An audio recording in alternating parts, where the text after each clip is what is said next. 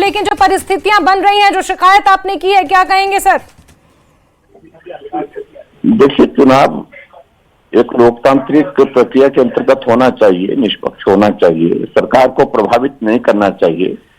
और यहाँ एक वोट को लाने के लिए हिमाचल प्रदेश का हेलीकॉप्टर, सरकारी हेलीकॉप्टर शिमला से उड़ान भर करके पंजाब जाता है। पंजाब से एक वोट को जो वहां से लेकर के शिमला पहुंचते हैं और शिमला पहुंचने के बाद सरकारी गाड़ी में मुख्यमंत्री उनको पोलिंग बूथ तक छोड़ते हैं। तो ये एथिक्स के अगेंस्ट है कुल मिला करके।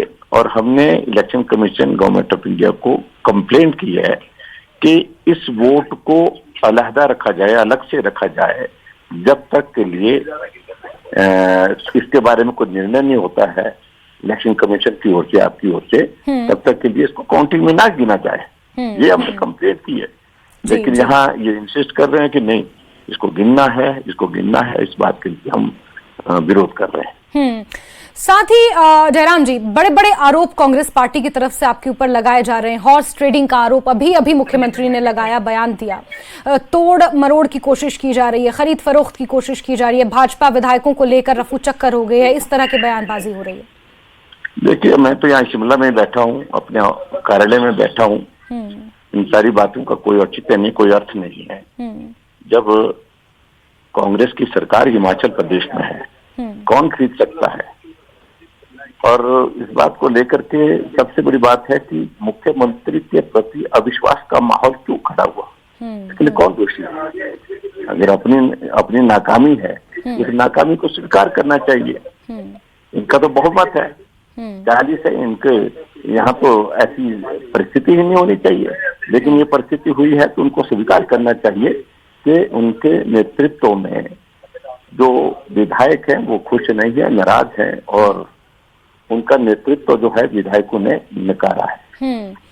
तो इस चीज का फायदा क्या बीजेपी को मिलता हुआ नजर आ रहा है सर? देखिए, मैं इस बारे में नहीं, जब काउंटिंग नहीं हुई है, कंप्लीट रिजल्ट नहीं डिक्लेयर हुआ है, ये सारी प्रोसेस में मैं सिर्फ इतना ही कहना चाह रहा हूँ कि इस सारे में जो कुछ भी है रिजल्ट आ रहे हैं, उसके बाद ही कुछ कहेंगे। लेकिन जयराम जी, ये तो राज्यसभा की बात हो गई, राज्यसभा के चुनावों की बात हो गई, लेकिन विधानसभा में भी तो इस तरह की परिस्थितियां बनती हुई नजर आ रही हैं। जिस तरह से आज जो प्रस्ताव था, कटौती प्रस्ताव, उसको लेकर फिर जब डिवीजन की बात कही गई, जी, वो तो सारा देखो, आज तक के इतिहास में हिमाचल प्रदेश की विधानसभा के अंदर ऐसा नहीं हुआ।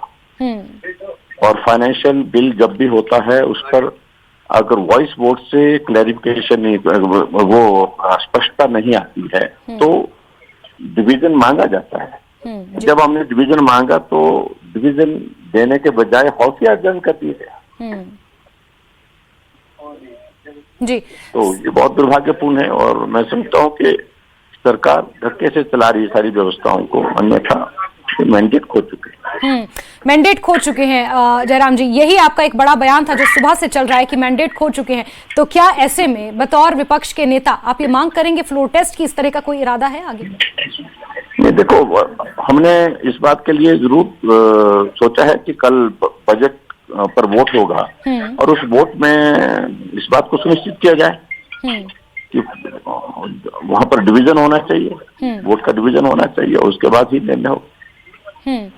लेकिन कहीं ना कहीं क्योंकि स्पीकर कांग्रेस के ही हैं, तो ऐसे में आप मान रहे हैं कि अभी भी एज कांग्रेस के पास है? देखिए, सबसे बड़ी बात यह है कि स्पीकर जो है वो तटस्थ भूमिका नहीं निभाए, और जिस प्रकार की भूमिका निभाई तो उसमें बहुत सारे प्रश्न खड़े हुए आज।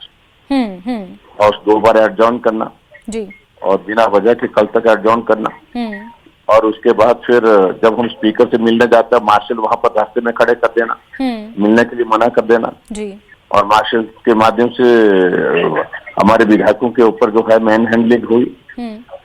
ये सारी चीजें गलत है, ये होती नहीं है हिमाचल जैसे छोटे प्रदेश में। बिल्कुल बिल्कुल। आखिरकार इतनी परेशानी किस बात की है? बिल्कुल जयराम जी, लेकिन इस बीच आरोप प्रत्यारोप का सिलसिला लगातार जारी है और इंतजार परिणामों का हो रहा है, हमें भी, आपको भी। जयराम जी, आप न्यूज़ 18 के साथ जुड़े, आपने महत्वपूर्ण समय हमें इस घड़ी में दिया, उसके लिए बहुत शुक्रिया। और खबरों का सिलसिला लगातार